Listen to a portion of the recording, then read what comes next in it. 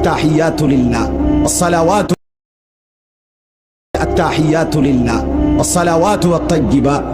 আল্লাহ বলে আচ্ছা আমার প্রশংসা করছো, ঠিক আছে, খুশি হলাম, আর কিছু? তো বান্দা এবার বলে আল্লাহুম্মা সাল্লি আলা মুহাম্মদ ওয়া আলা আলি মুহাম্মদ, মানে পুরাটা আর কি।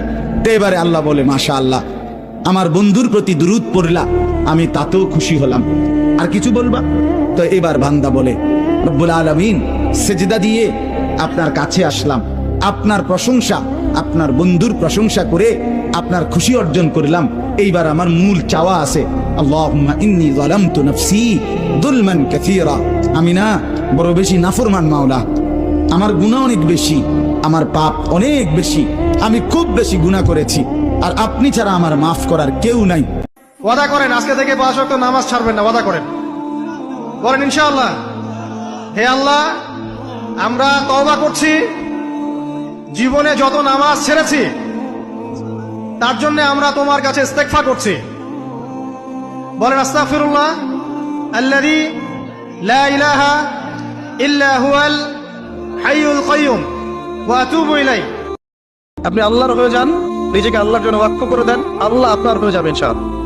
আপনি মানুষের কাছে আশা করতে গেলেই কষ্ট পাবেন, কেন সে এমন করলো, কেন আমাকে বুঝলো না, কেন সে আমার সাথে খারাপ আচরণ করলো, আমি তার জন্য এত করলাম, সে কেন আমাকে মূল্যায়ন করলো না। আপনি কখনই কষ্ট পাবেন যখন কারো কাছে কিছু আশা করছেন। আশা করেন না আল্লাহ ছাড়া কারো কাছে, আপনি কষ্ট পাবেন। রোজা রেখে যে ব্যক্তি মিথ্যা কথা, মিথ্যা কাজ, মানে পাপ কাজ, অন্যায় কাজ ছাড়তে পারলো না, তার না খেয়ে থাকা, না পান করে থাকাতে আল্লাহর কিছু যায় আসে না। তার ওই রোজার আল্লাহর কোনো প্রয়োজন নাই, এটা জাস্ট উপোস, এটা জাস্ট অনাহার, জাস্ট আমি পানি খাইনি, আমি খাবার দাবার গ্রহণ করিনি, দ্যাটস ইট, এতটুকুই। তাহলে এই রোজা রাখা না রাখার সময় এই রোজায় কোনো ফায়দা নাই। যে ব্যক্তির শেষ বাক্য হবে লা ইলাহা ইল্লাল্লাহ এবং এই কালিমাতুত তাইয়্যিবা, এটা পরে যদি কেউ শেষ নিঃশ্বাস ত্যাগ করতে পারে তাহলে সে জান্নাতে প্রবেশ করবে বলে আল্লাহ রাসূল সাল্লাল্লাহু আলাইহি ওয়াসাল্লাম আমাদেরকে সুসংবাদ দিয়েছেন।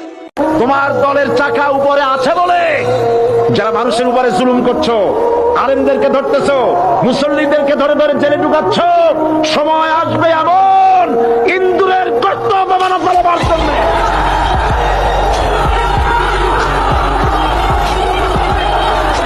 মুহাম্মদ সাল্লাল্লাহু আলাইহি ওয়াসাল্লাম বলছে দাড়ি রাখো, এরা কাটে, বলছে টাকনুর উপরে প্যান্ট বড়, এরা নিচে পরে। এখন নায়কেরা দাড়ি রাখে, এরা দাড়ি রাখে। আল্লাহ তাআলা বলছে হালাল খাও, এরা সবসময় হারামের প্রতি ঝুঁকে থাকে। ইসলাম যত কিছু আদেশ করছে, মুসলমানদের বর্তমানে কাজ হয়ে গেছে সবকিছুর বিরুদ্ধাচরণ করা। ওয়াল্লাহি যদি শুকর খাওয়া হালাল হতো, কেউ শুকর খেত না, গরু খেত সবাই। যদি মদ খাওয়া হালাল হতো, এই মুসলমানরা মদের প্রতি এত আকৃষ্ট থাকতো না, সবাই পানের প্রতি থাকতো।